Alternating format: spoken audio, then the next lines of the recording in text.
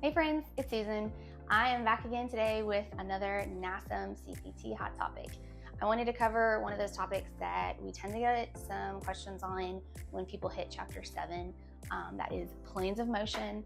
I know if you're reading in the book or on the website, it's kind of wordy and hard to understand. So I just wanted to break the 3 planes down and then show some examples and easy ways to remember the information. So let's hop into it. Like I said, there are 3 planes. We've got sagittal, frontal, and transverse. So sagittal is the imaginary line bisecting the body into right and left halves.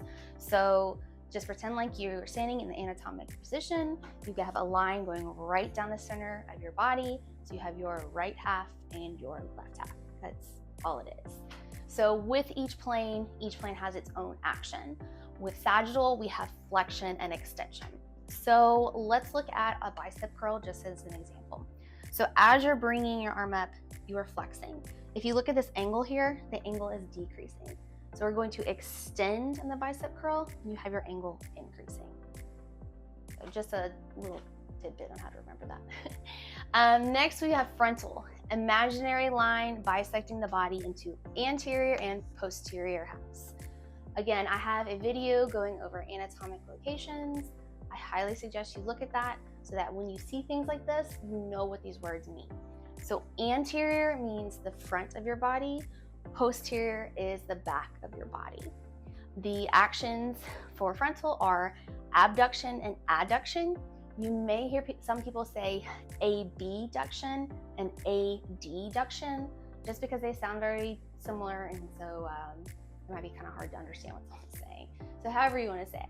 But basically, abduction and adduction. So if you're standing again in your anatomic position, abduction, abduction is taking away from the body. Adduction, adduction is adding it back to the body. So it's kind of in the word there. That's something neat.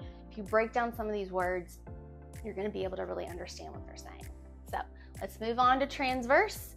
Imaginary line bisecting the body into superior and inferior halves. Okay, so again, know those anatomic locations. So if we've got a line going through right the center of our body, we've got our superior half, so our upper body, and our inferior half is going to be our lower body. The action for transverse is rotation, so any kind of rotation, which I've got some examples here.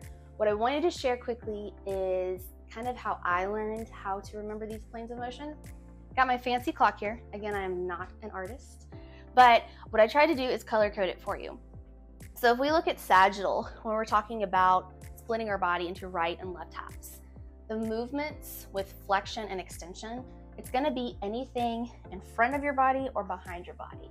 So if you're standing at a clock, looking at a clock, anything going towards 12 or 6 is going to be sagittal. Like I said, squat, RDLs, those bicep curls, those are going to be in the sagittal plane.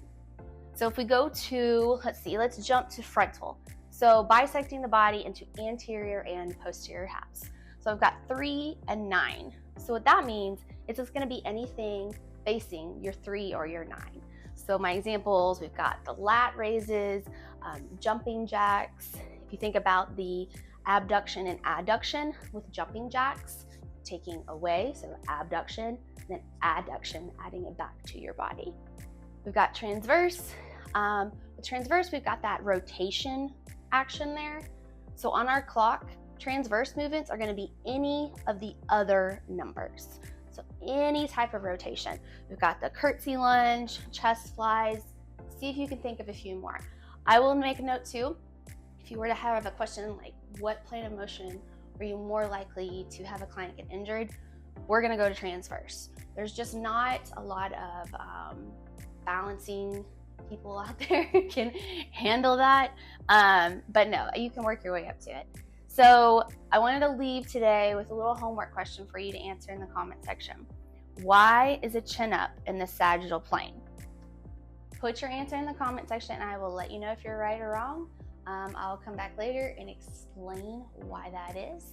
If you have any questions, let me know. If there's any topics that you're struggling with and you would like a little help with or a video on, let me know.